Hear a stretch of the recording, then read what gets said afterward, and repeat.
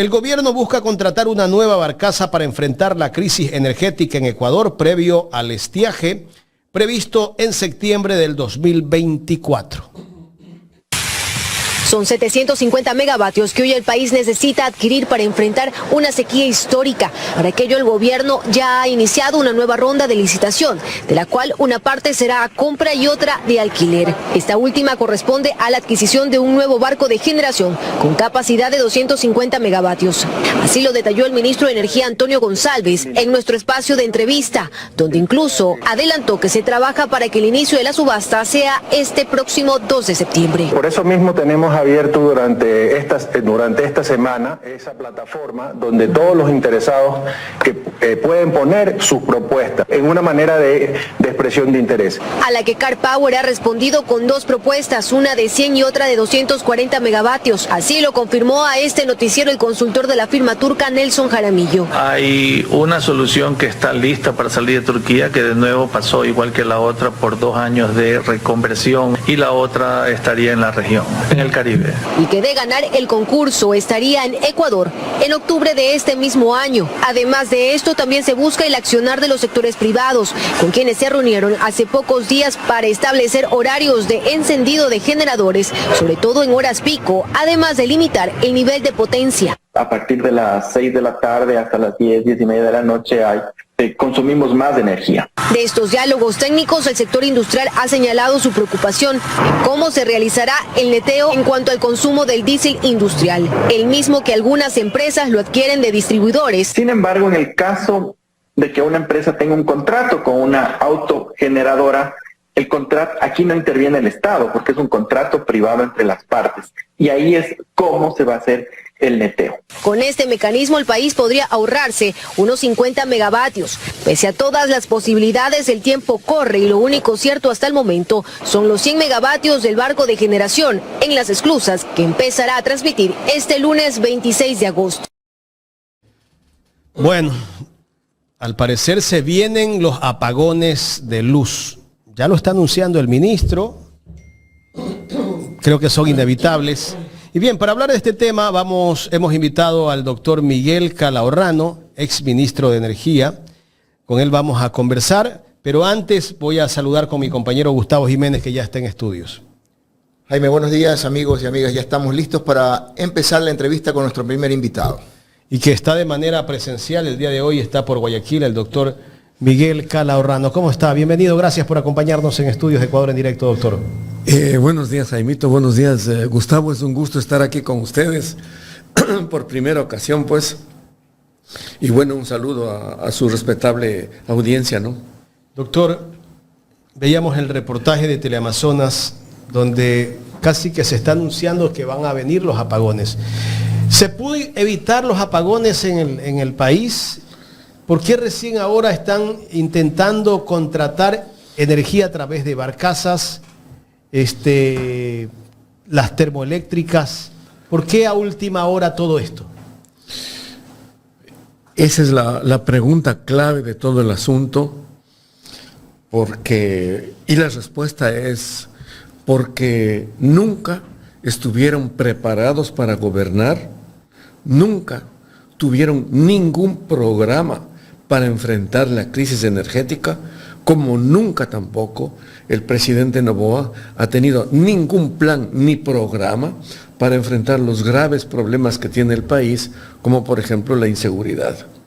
Entonces eso está pasando en el sector eléctrico y con la crisis lo mismo que pasa en todo lo que significa el gobierno del país.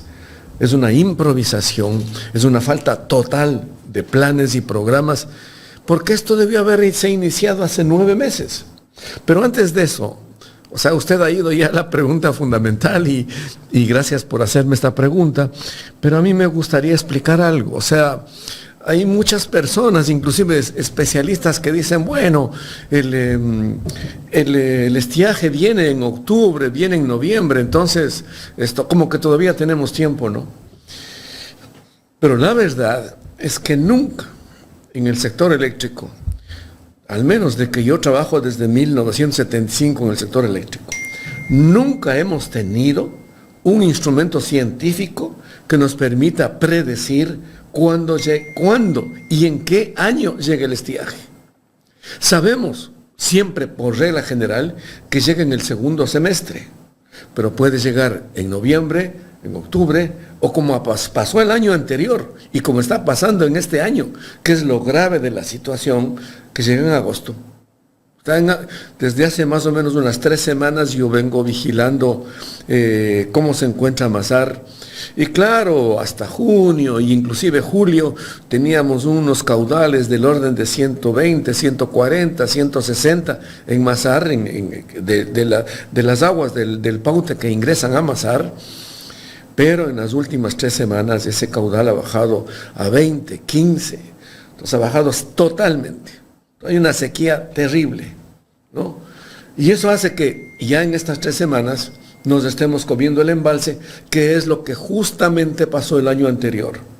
El año anterior también, con una persona que no conocía absolutamente nada del sector eléctrico, ni lo entendía, el ministro Santos Alvite, y con un presidente que tampoco se preocupaba de la situación, como fue el presidente Lazo, pues ya nos llegó la sequía en agosto y comenzaron a comerse el embalse, y el embalse de Masar, me refiero, y también por supuesto el otro grande que es el de Daule Peripa. Se comenzaron a comer los embalses y llegamos a fines de octubre con apagones. Lamentablemente, y claro, como no se ha hecho todo un plan que se tiene que hacer para enfrentar este asunto, no se ha hecho, entonces estamos frente a la gran posibilidad, lamentablemente digo yo y con mucho pesar, y ojalá que esto no suceda así, que tengamos apagones. Porque la tal barcaza de los 100 megavatios no es suficiente para enfrentar las necesidades energéticas que tiene el país. ¿Cuál es el déficit actual, doctor? Creo que supera los 1000 megavatios, ¿no? Siempre me quiero referir desde hace unos 3, 4 años que vienen diciendo diversos organismos del sector eléctrico, por ejemplo el SENACE, que esto se necesita instalar cada año 400 megavatios nuevos, de acuerdo como viene el crecimiento de la demanda. Pero a mí no me gusta mucho hablar en términos de potencia, sino más bien en términos de energía, que para mi juicio es mucho más práctico. Por supuesto, la demanda es de potencia y de energía, pero ya en la cantidad de energía ahí se puede visualizar lo que falta. El año pasado, el país consumió en el orden de 32.000 gigavatios hora. ¿Ya? Y de esos 32.000, el país se fue a los apagones porque hubo un déficit del orden del 5% de esa energía. Es decir, el país consume entre lunes y viernes más o menos unos 90 gigavatios hora. Y sábado y domingo eso puede bajar a 50, 60. Entonces, entre lunes y viernes se produce esa falta del 5%, y eso significa 5 gigavatios hora, y eso genera los apagones que nosotros ya conocemos y que lamentablemente están llegando a ser tan familiares para desgracia del país como es la inseguridad, ¿no? Inevitable lo de la sequía. Ya veíamos en imágenes por redes sociales, por ejemplo, el río Tomebamba, 0 agua, ¿verdad? ¿Cómo estarán los embalses? Entonces usted decía que la barcaza que ha venido no es suficiente. ¿Cuántas barcazas entonces harán falta? Porque aparte de eso estamos comprando también energía a Colombia. Mire, quiero volver sobre el asunto. El presidente Noboa, por supuesto que a él no le podemos obligar que sepa los vericuetos y los intersticios del sector eléctrico. O sea, un presidente tiene que conocer tantas cosas, ¿no?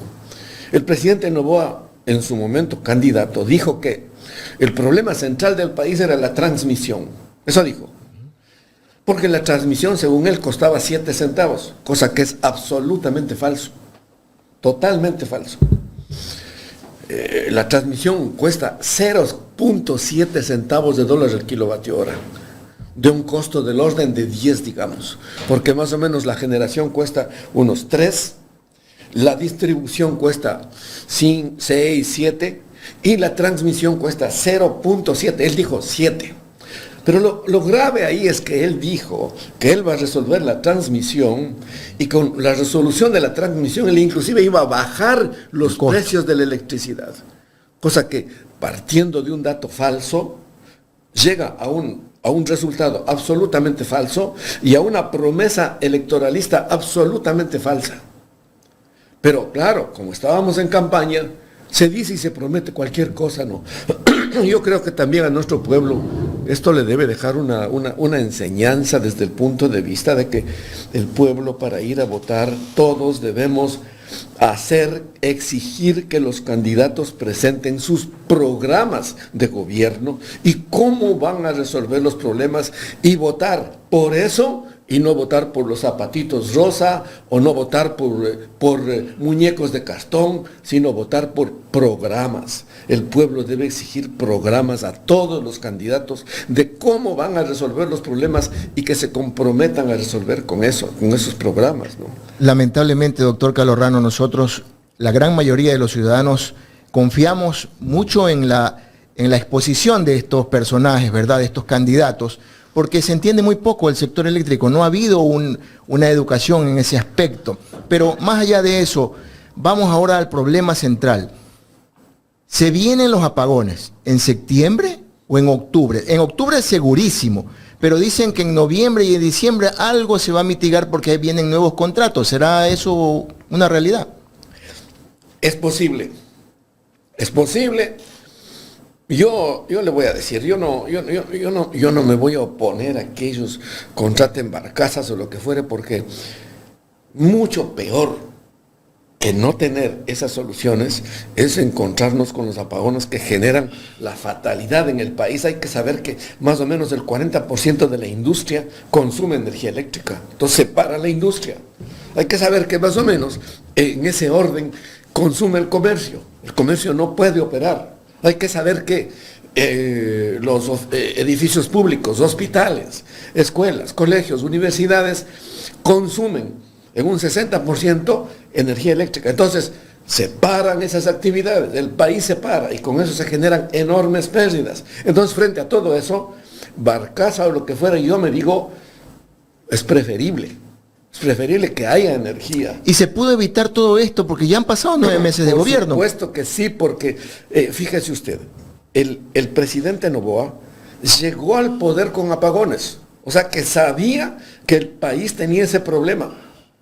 Y él debió haber actuado desde el minuto uno hace 9 meses, debió haber actuado, no haciendo elucubraciones, sino actuar. Ahora, lo que yo creo, después de todo ese cuento de la transmisión y de que iba a bajar los precios, es que, bueno, no le podemos exigir al presidente Noboa que él conozca el sector eléctrico, pero yo tengo la sensación de que existe un grupo de ignorantes que son sus asesores y que le hacen decir cualquier tontería. Entonces, pues ese grupo de ignorantes, con él, o por supuesto con él a la cabeza, son los responsables de que no se haya aplicado ningún programa para enfrentar la crisis del país y que hoy día nos veamos frente a esta situación.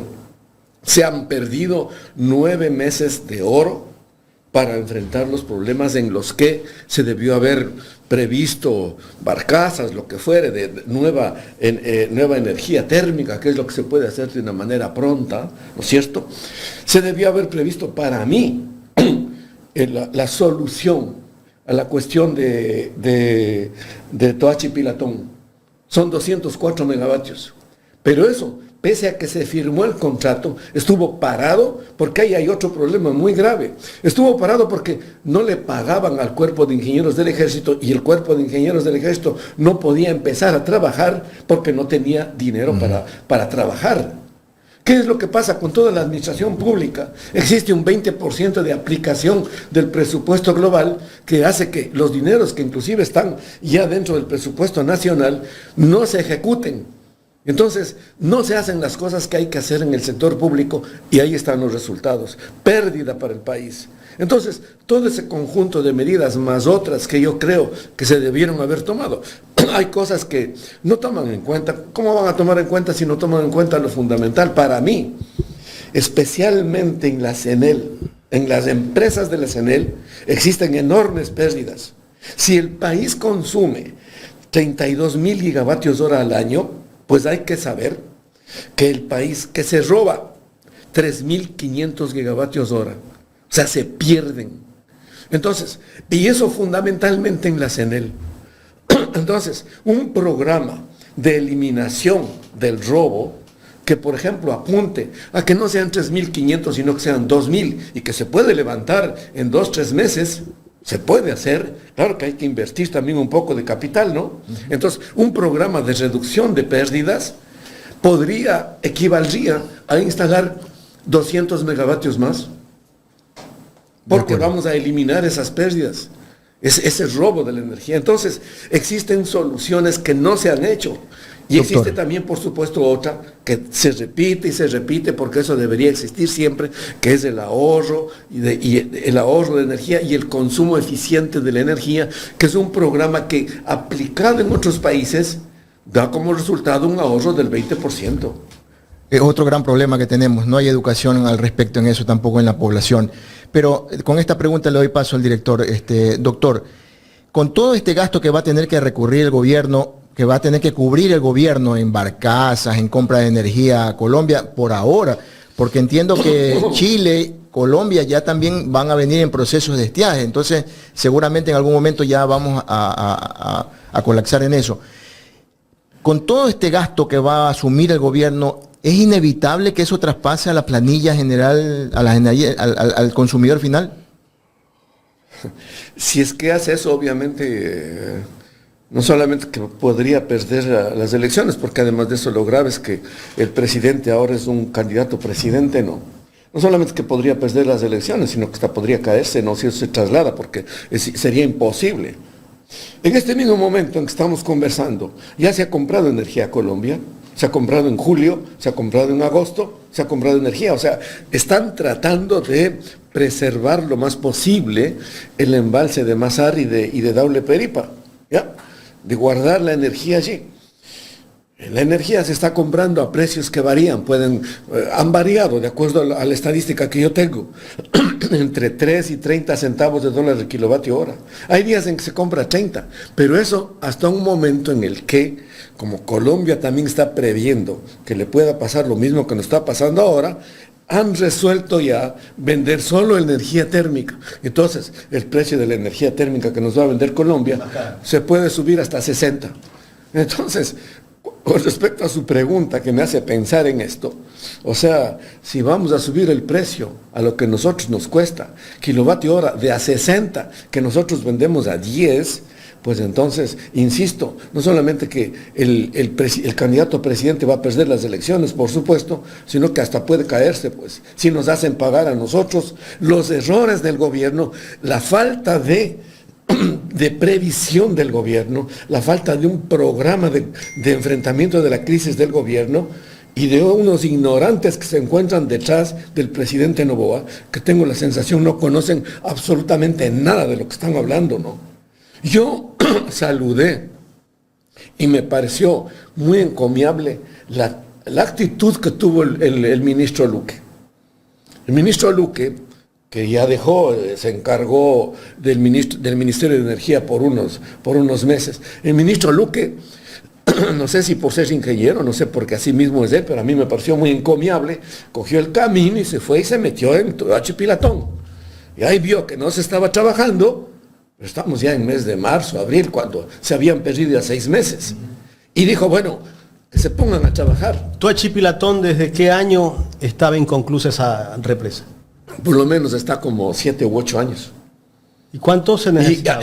Con un avance a ese tiempo del 90%. O sea, le faltaba el 10% para terminar. Le faltaba el 10% para terminar. Lo fundamental allí es resolver el problema de unas obras civiles que hay que hacer en la conducción desde Sarapullo hasta la central, no sé, esto más grande de 204 megavatios y la chimenea de equilibrio. Son obras de ingeniería civil y en eso está trabajando. ¿Cuánto generaría Chipilatón? 204 megavatios más. Si hace 7 años a la fecha, ¿cuánto hubiese generado para el Estado esta? hidroeléctrica. por lo menos unos 8.000 gigavatios hora, que es lo que en total, ¿no? Que es lo que cada año está generando Coca-Cola Sinclair, por si acaso, ¿eh? El año pasado Coca-Cola Sinclair generó 8.000 gigavatios hora de los 32.000 que consumió el país. Y en este año ha generado ya 5.300 gigavatios hora. O sea, es que hay otra cosa en que generalmente muchos analistas se equivocan y dicen, bueno, una cosa es la cuenca del Pacífico y otra cuenca es la cuenca amazónica, es otra cosa. Y cuando entra en crisis la cuenca amazónica, entonces el país está fregado. Eso hay que tomarlo con cuidado. Eso es verdad en términos generales, pero cuando hay sequía en la cuenca del Paute, ¿no es cierto?, que proviene del páramo de la Virgen y son los ríos que bajan a Cuenca, a Santa Ana, de los 4 ríos de Cuenca, pero también hay el río Burgay, que viene desde el norte, desde una parte de la provincia de Cañar, y que se juntan y hacen el Paute. Entonces, ahí es donde se presenta la crisis. Pero esa crisis no es la misma que la cuenca del río Coca. En este mismo momento, hay días en que Coca-Cola Sinclair entrega hasta el 50% de la energía hidroeléctrica o más. Porque arriba, en la cuenca del Coca, no es que estamos en la tal crisis de sequía como está acá en el Paute.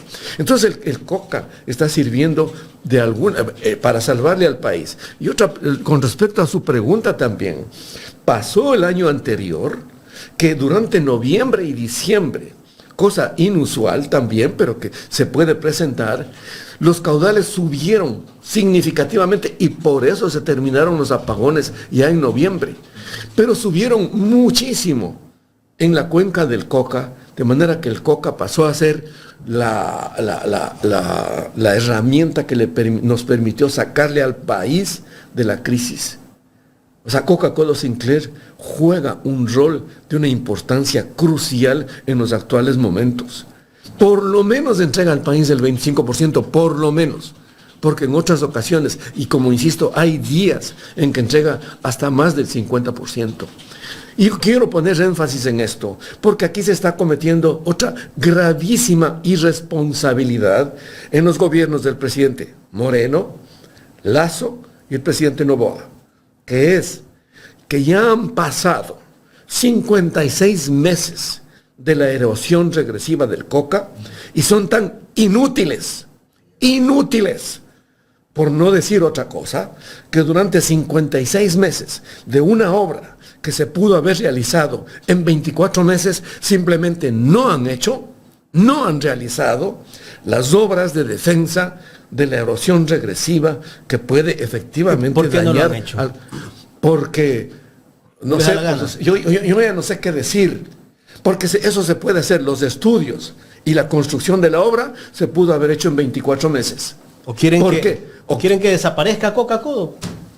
O sea, no sé, pues porque ese es el relato que tienen ellos. No me llego a imaginar que puedan llegar a tener tan protervo interés, porque detrás de ese protervo interés de odio, que no es otra cosa, está posiblemente lo que podría ser el lanzarle al país al despeñadero. Porque Gustavo, hemos hablado hoy día de que la crisis que se produjo el año pasado fue de un 4 o 5% de energía. ¿Qué pasa si nos imaginamos que vamos a no tener 25% de energía? Sería la catástrofe para el país. Si hay la destrucción de Coca-Cola Sinclair, y yo no llego a entender cómo hay hasta supuestos representantes académicos que hablan livianamente diciendo sí, Coca-Cola Sinclair puede desaparecer. O sea, y claro, y no juzgan lo que no se ha hecho, que es no hacer las obras de defensa que se podían haber hecho. Es una irresponsabilidad para con el país. ¿Cuánto cuestan esas obras de protección que deben de hacer? No sé, pues, o sea, ha habido el mismo cuerpo de ingenieros del Ejército de Estados Unidos recomendó inicialmente realizar esas obras. Pueden costar, yo he escuchado de empresas inclusive nacionales, presupuestos que varían entre 30 millones y 80 millones. Pero ojo, es una magnífica pregunta, porque mire usted, Coca-Cola Sinclair ha producido hasta el momento, según mis cálculos están basados en los informes anuales del SENACE, que son informes oficiales. Si uno se coge los informes desde el 2016 hasta este año, y se hace las cuentas, y se va a encontrar que Coca-Cola Sinclair ha producido ya más de 55.000 gigavatios hora. Ahora bien, ahora que estamos familiarizados ya con los datos, Gustavito, ¿qué le pongo pues yo a 55.000 gigavatios hora? Le pongo 3 centavos de dólar el kilovatio hora, ¿qué es lo que cuesta? Entonces, si le pongo eso, me sale casi 1.800 millones de dólares. Si yo le pongo 4, eso me sale con más de 2.000 millones de dólares. Y si le pongo 60, como nos vende Colombia, sale una cantidad astronómica, pues. Entonces yo le pongo 4 centavos de dólar. 2.000 millones. ¿Cuánto costó sale esa hora? Más de 2.600 millones. O sea, ya está casi pagada. Claro, con lo que ha generado. Porque además de eso, están los certificados de MDL, y además hay un beneficio enorme, que esos 55.000 gigavatios hora, ¿no?, han omitido el gasto en combustibles fósiles, que sumaría una cantidad que para mí está en el orden de 1.500 millones de dólares. Entonces, esos son los ingresos y los beneficios que ha generado Coca-Cola Sinclair. Entonces, cuando hablamos de este monto de ingresos, supongamos que hacer las obras de defensa cuestan 80 millones. ¿Qué significa 80 millones para salvar una obra de tal importancia para el país? ¿No es cierto? Así es. Pero no sé si cuestan 80. Habría que ingresar y revisar las cosas que han hecho o que no se han hecho, porque no se han hecho barbaridades ahí. Ingeniero, esta crisis se la pudo evitar mucho antes. ¿Y por qué no se la evitó? Porque se pudo construir nuevas hidroeléctricas. Haber terminado Toachi Piratón hace 7 años, como usted dice, ¿por qué no se lo hizo? Porque ¿había algún interés aquí? O sea, desde que asume la presidencia el presidente Lenín Moreno, o sea, discúlpeme, pero yo le conocí personalmente al presidente Moreno. Yo creo que él es un inútil aparte de otras cosas. Es más, le conocí en circunstancias en que hubo la crisis energética del año 2009. Yo fui llamado a trabajar para la crisis energética, para solucionar la crisis que solucionamos el 2009-2010, ¿ya? Y ahí me dijo el presidente Correa, el presidente de esta comisión es el vicepresidente de la República, el vicepresidente Lenín Moreno, y él es el que preside, y tú tienes que rendirle informes a él. Entonces yo, por supuesto, como respetuoso por la decisión, concurría con mis informes, donde el señor Lenín Moreno, y obviamente que me di cuenta que no tiene idea de nada. Tanto así que me dijo, Miguel, dice, yo creo que la Virgen del Quinche nos ha traído aquí, a ti, para que nos soluciones este problema, porque yo no entiendo nada de nada. Entonces, claro, con personas así, peor todavía el señor Lazo, ¿no es cierto?, no se han hecho las obras que requerían hacerse en el país. Fíjese usted, lo único que se ha construido en estos 8 años, digamos, lo único, ni siquiera se ha construido, se ha terminado, es, por un lado, Sarapullo, que es parte de Toachi Pilatón, que son 49 megavatios. 1. 2. Se hizo Huascachaca, que es un proyecto eólico de 50 megavatios, pero ojo, hay que también tener presente que son 50 megavatios con un factor de planta del orden del 20 al 25%. O sea que no es que produce tanta energía como produciría una central hidroeléctrica o una central geotérmica de 50 megavatios que tienen, la geotermia tiene factores de planta muy cercanos a 1. O sea que pueden trabajar casi todo el año, ¿ya? Y no dependen del clima, ¿no? Y tenemos varios proyectos de energía geotérmica, pero eso es lo único que se ha hecho. No se ha hecho nada más. ¿Y qué es lo que ha pasado? Vamos a decir, se ha explotado lo que se hizo hasta el 2017. ¿Por qué? En el 2017, el país consumía más o menos 22.000 gigavatios hora. El año pasado el país consumió 32.000 gigavatios hora. ¿Qué quiere decir esto? Que prácticamente con el mismo sistema que había al año 2017, se logró suplir la demanda de la energía del país durante 7 años en razón de cerca de 10.000 gigavatios hora. Pero como no se instalaba más energía, ya no daba para más del sistema, pues. Ese es el problema. O sea, durante los últimos 8 años, con respuesta ya en concreta a su pregunta, no se ha construido nada. Ese es el problema. Y esto parece ser que se lo ha hecho a propósito, ¿no? Para que venga la crisis y vengan también los negocios. Porque dentro de esta crisis hay negocios. Mire, yo no sé, pero, o sea, a mí me ha tocado vivir varias veces, estando en Inesel también, apagones, ¿no? Y yo he visto el sufrimiento del país. Veo el sufrimiento de las industrias que se paran, los empleos que se pierden, las empresas que colapsan, la actividad económica que colapsa. He visto el sufrimiento de los comerciantes, que se les daña sus productos, que no pueden hacer nada.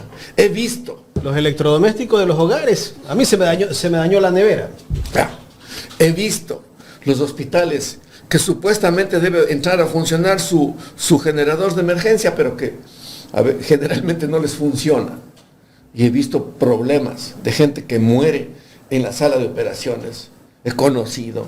He visto cómo se paraliza toda la actividad educacional. He visto los terribles líos del tráfico. Entonces, yo digo sinceramente, o sea, yo le voy a decir aquí con toda sinceridad, quiera Dios que resolvamos este problema este año para que el país no sufra de esta manera. Yo lo digo con toda sinceridad. No me importa si es que el presidente Noboa sigue siendo presidente, no me importa. Pero lo importante es salvar al país. Entonces, con respecto a su pregunta, yo lo que creo es que a toda esta gente le falta un sentido patriótico, sentirle al país, sentir a su propio país, sentir el sufrimiento de su pueblo, entendido que detrás de su pueblo están industriales, comerciantes, el pueblo trabajador de la ciudad, del campo, que sufre. Entonces les falta ese sentido patriótico, diría yo, ¿no? Finalmente, para que venga mi compañero Gustavo Jiménez, doctor, esto de lo que nos decía el presidente de la República, que el problema eléctrico en el Ecuador no era la generación, sino la transmisión, entonces ya debe estar solucionado, pues. ¿En campaña lo dijo o en el debate lo dijo? En el debate. Mire, yo conozco, por ejemplo, el caso creo que hay una empresa que tiene un equipamiento con drones. Entonces, con los drones tienen unas cámaras especiales que captan los problemas de transmisión, de las líneas de transmisión, ¿no es cierto?, mediante unas cámaras térmicas, e identifican los problemas de fallos que existen en las líneas de transmisión. Puede ser que, por ejemplo, aisladores que se han roto, malas conexiones, e inclusive hasta problemas en las fundaciones de las torres, en fin, ¿no? Identifican todos esos problemas y luego pasan un reporte. Y dicen, aquí en esta torre este problema, en esta torre este problema, aquí en esta línea hay esto, aquí hay tal aislador este problema. Entonces, primero, a esa empresa no le pagan. Qué barbaridad. No le pagan. Pero es lo menos grave. Porque si a esa empresa no le pagan, tampoco hacen nada de lo que esa empresa está diciendo que se tiene que hacer para que se mantenga la línea de transmisión. Y por lo tanto, lo mismo sucede con las líneas de subtransmisión y de distribución.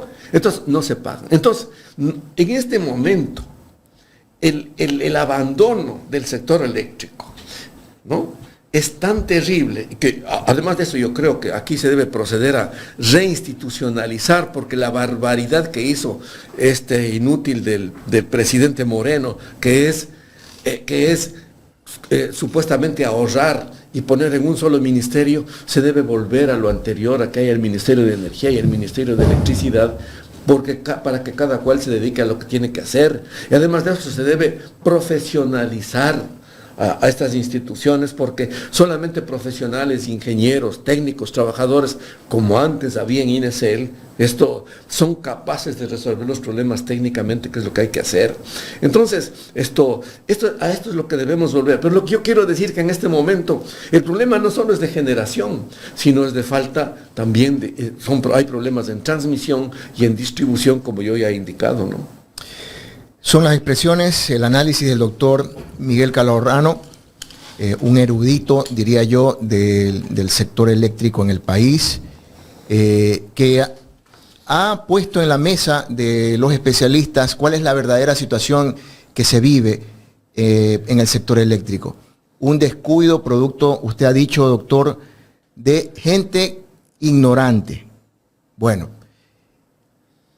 entonces, ¿qué hace falta para salir de eso? Porque resulta que cada vez que viene un nuevo gobierno, como el caso de Lenín Moreno, el caso de Guillermo Lasso y ahora de Noboa, ellos hacen lo que les da la gana. Pese a que desde el 2008, en la Constitución de la República del Ecuador, según el registro oficial 449, emitido el 20 de octubre del 2008, se establece que el Estado promoverá la eficiencia energética, el desarrollo y el uso de prácticas y tecnologías ambientales limpias y sanas, así como energías renovables diversificables, entre otros aspectos. Hace falta una política de Estado para que ya no exista mañosería en los siguientes gobiernos.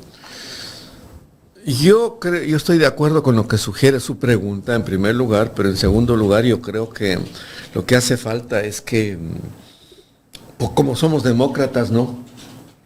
O sea, nos sometemos a lo que decide el pueblo, ¿no? En este caso, estamos cerca de unas elecciones y el pueblo tiene que entrar a decidir a quién escoge para su gobierno, ¿no? Entonces, esperamos que por esa vía democrática se resuelva el asunto.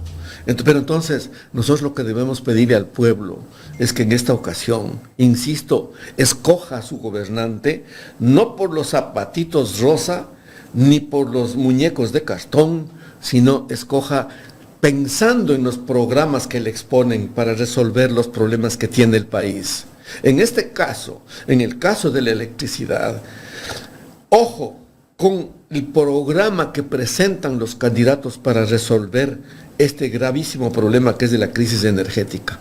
Ojo con esos programas y a decidir por candidatos que seriamente se propongan resolver entre otros problemas del país, con su voto, que es lo único que en este momento creo que es la próxima solución, la que está más cercana, ¿no? Por la vía democrática, por supuesto.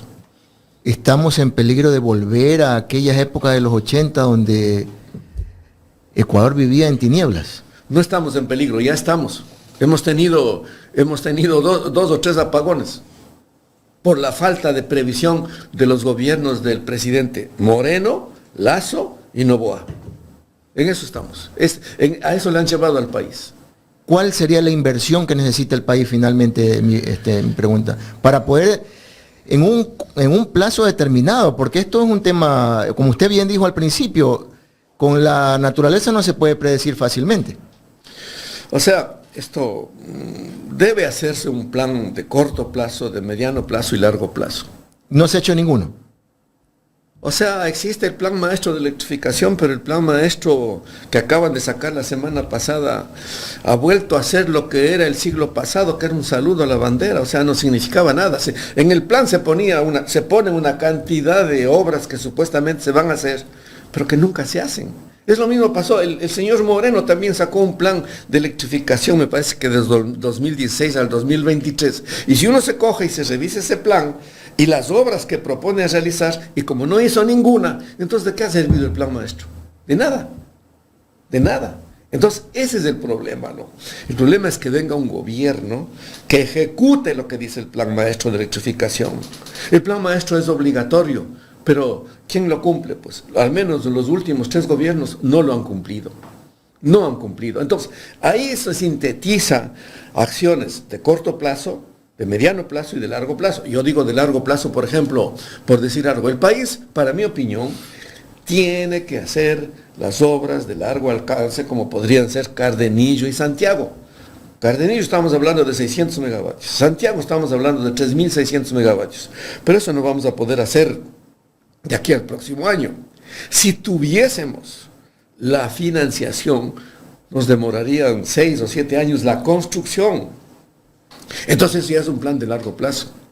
Pero tenemos que actuar con planes de corto plazo para resolver los problemas de aquí al próximo año. Por ejemplo, para mí, debe haber una clara decisión política real de terminar Toachi Pilatón. Son 204 megavatios que podrían entrar el próximo año, pero realmente proponerse en aquello, financiar y ponerse realmente a trabajar en eso.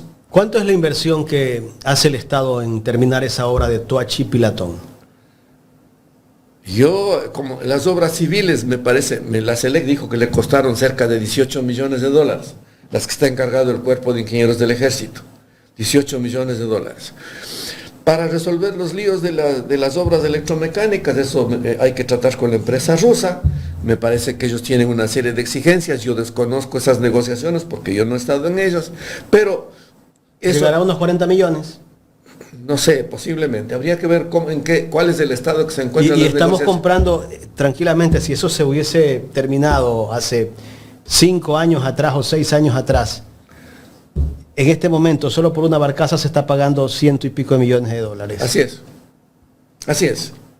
¿Cómo se bota la plata? Todas estas imprevisiones le cuestan al país muchísimo más de lo que deberían costar. ¿Y Contraloría qué ha hecho durante todo este tiempo para exigir que esa obra inconclusa tenían que terminarla? ¿Dónde están las autoridades de control? Debería haberlo.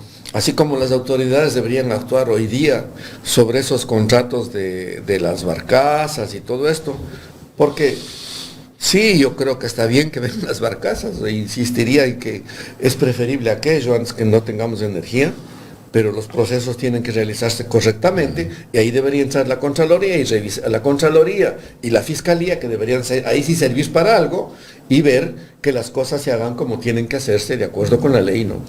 Es de sentido común. Claro. Esto no es un tema político, es de sentido común. O sea, el país ya no aguanta más ineficiencia, más ineptitud de estos gobernantes. Jaime. Así es. Doctor, ya en la recta final de este diálogo, ¿qué pasa si Colombia sigue reduciéndonos la venta de energía al Ecuador? Primero que ya nos han dicho que nos van a cobrar de acuerdo con lo que cuesta su energía térmica, porque es lo que nos van a vender, ¿no? O sea, en primer lugar nos van a vender más caro. Y en segundo lugar, esto pasa que obviamente las posibilidades de resolver el problema de la falta de energía se vuelven más difíciles, ¿no? más complicadas. Ahora, esto no sé, pues, pero esto también supone una relación internacional adecuada. Que yo recuerde, siempre desde la época de Inacel, porque en Inacel también comprábamos y vendíamos a Colombia, o sea, desde el siglo pasado, teníamos una buena relación con Colombia, siempre, desde este punto de vista. Ellos tenían en el siglo pasado gravísimos problemas porque en forma inusitada les volaban las torres con los problemas que ellos tenían, ¿no? Entonces aparecían en INC y decían, por Dios, véndanos energía, que aquí nos han volado tales torres y esto y el otro, ¿no?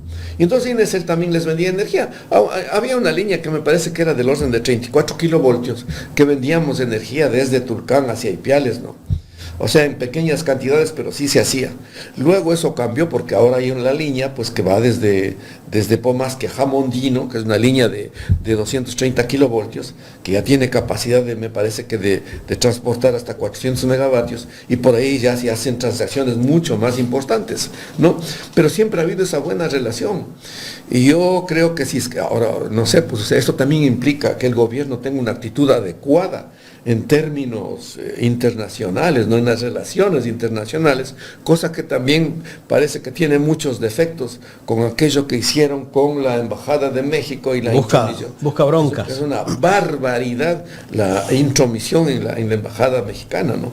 Entonces, las relaciones internacionales que tiene el gobierno también están muy mal manejadas, y yo creo que si se manejan, para eso hay que requerir las relaciones internacionales que se manejen de una manera adecuada, especialmente con Colombia y actualmente con el presidente Petro, que yo creo que es una persona muy razonable y que siempre ha tenido una actitud, creo yo, de fraternidad para con el país, ¿no? Doctor, quiero agradecerle Muchas por gracias haber a venido esta vez a estudios. Muchas a gracias. Guayaquil.